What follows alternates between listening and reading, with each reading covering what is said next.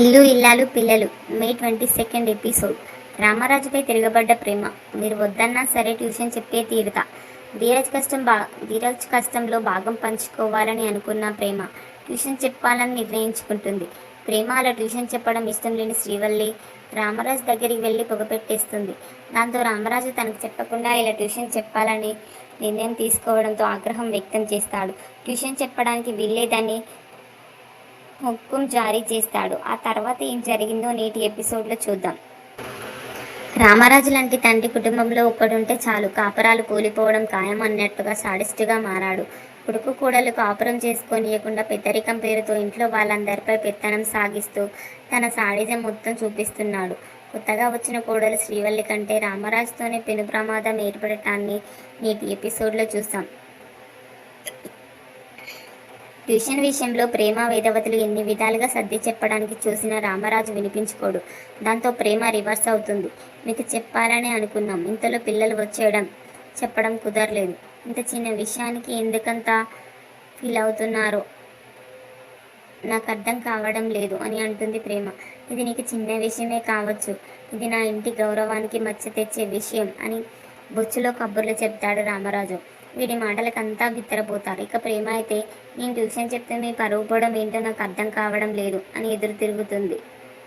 దాంతో రామరాజు ఆ రోజు కాఫీ షాప్లో పనిచేస్తే మీ వాళ్ళు ఎంతో పెద్ద గొడవ చేశారో చూసాం కదా, నీకు రూమ్ ఇవ్వలేదని ఎంత పెద్ద పెంట చేశారో చూసాం కదా, ఇప్పుడు నువ్వు ట్యూషన్ చెప్తుంటే మాకు గతి లేక నీతో ట్యూషన్ చెప్పిస్తున్నామని మాపై మండి ఏడుస్తారు. కాబట్టి నువ్వు ట్యూషన్ చెప్పడానికి వీల్లేదు, ట్యూషన్ చెప్పాలనే ఆలోచన కూడా నీకు రాకూడదు అని అంటూ షాడిజం చూపిస్తాడు రామరాజు. దాంతో ప్రేమ, లేదు మామయ్య, నేను ఖచ్చితంగా ట్యూషన్ చెప్పే తీరుతా అని అంటుంది. ఏమన్నావు అని రామరాజు అంటే, అవును మామయ్య, మీ నాన్న వాళ్ళు ఏమనుకుంటారో మీరేమనుకుంటారో నాకు అనవసరం, కానీ నాకు ట్యూషన్ చెప్పడం అవసరం అని కుండబద్దలు కొట్టేస్తుంది ప్రేమ. దాంతో రామరాజు, నేను వీల్లేదంటే ట్యూషన్ చెప్తానని అంటున్నావు అంటే నా మాటకి నా నిర్ణయానికి ఎదురు చెప్తావా అని అరుస్తాడు. ఇది ఎదురు చెప్పడం కాదు మామయ్య, అలా చెప్పను కూడా, కానీ నెల ఈ ఇంట్లో మా ఆయన 10,000 ఇవ్వాలి. ఆయన చేసే పార్ట్ టైం ఉద్యోగానికి అంత డబ్బు రాదు, మరేం చేయాలి? అందుకే మా ఆయనకి నాకు నా వంతు సాయంగా నిలబడడం కోసం ట్యూషన్ చెప్తున్నాను, దయచేసి అర్థం చేసుకోండి మామయ్య అని ప్రాధేయపడుతుంది ప్రేమ. కుదరదని చెప్తున్నాను కదా, మొండిగా మాట్లాడతావేంటి అని రామరాజు వినిపించుకోడు. దాంతో ప్రేమ, నేను మొండిగా మాట్లాడటం లేదు మామయ్య, మా పరిస్థితిని అర్థం చేసుకొని బ్రతిమలాడుతున్నాను అని అంటుంది ప్రేమ.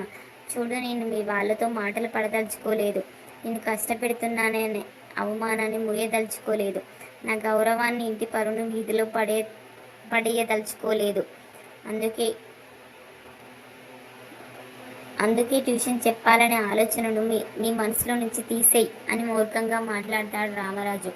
ట్యూషన్ చెప్తే పరువు పోవడం ఏంట్రా పాపిస్తోడా, వీడికి ఏమైనా మైండ్ దొబ్బిందా అన్నట్టుగా ప్రవర్తిస్తాడు రామరాజు. దాంతో ప్రేమ, చూడండి మామయ్య, మేము నెల 10,000 ఇవ్వాలి, మా పరిస్థితిని అర్థం చేసుకోండి అని ప్రాధేయపడుతుంది. అయినా వినిపించుకుని రామరాజు, చెప్తే అర్థం కాదా నీకు, ఇది నా ఇల్లు, నేను చెమటొచ్చి సంపాదించుకున్న ఇల్లు, ఇన్నాళ్ళుగా నేను తీర్చిదిద్దుకున్న కుటుంబం ఇది, నా కుటుంబంలో ఏ నిర్ణయమైనా నేనే తీసుకుంటాను, నా ఇంట్లో నువ్వు ట్యూషన్ చెప్పడానికి వీల్లేదు, నా నిర్ణయానికి కాదంటే మీరు కష్టపడి ఇల్లు కట్టుకోండి, ఆ ఇంట్లో మీకు నచ్చినట్టుగా నిర్ణయాలు తీసుకోండి, అంతే తప్ప నా ఇంట్లో మీ సొంత నిర్ణయాలను అంగీకరించను అంటూ పిచ్చివాగుడు ఆగేసి వెళ్ళిపోతాడు రామరాజు.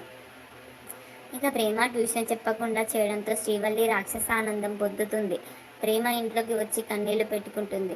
ఇక వేదవతి వచ్చి, మీ మామయ్య కోపం నీకు తెలియదా అని సూపు వేస్తుంది. ఆయన మాటల కోపం నాకు 25 ఏళ్లుగా అలవాటైపోయింది.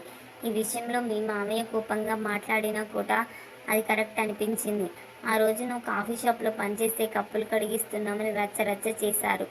ఇప్పుడు నువ్వు ట్యూషన్ చెప్తే గొడవ చేయరా చెప్పు, ఈ విషయం మావయ్యలా ఆలోచించకపోయాను, తప్పు చేశాం అంటూ ప్లేట్ తిప్పేస్తుంది వేదవతి. ఇలాంటి మంచి మంచి వీడియోస్ కోసం నా ఛానల్ని సబ్స్క్రైబ్ చేయండి, షేర్ చేయండి, లైక్ చేయండి, వీలైతే కామెంట్ చేయండి, నైస్ అని కానీ అస్సాం అని కానీ. Thank you.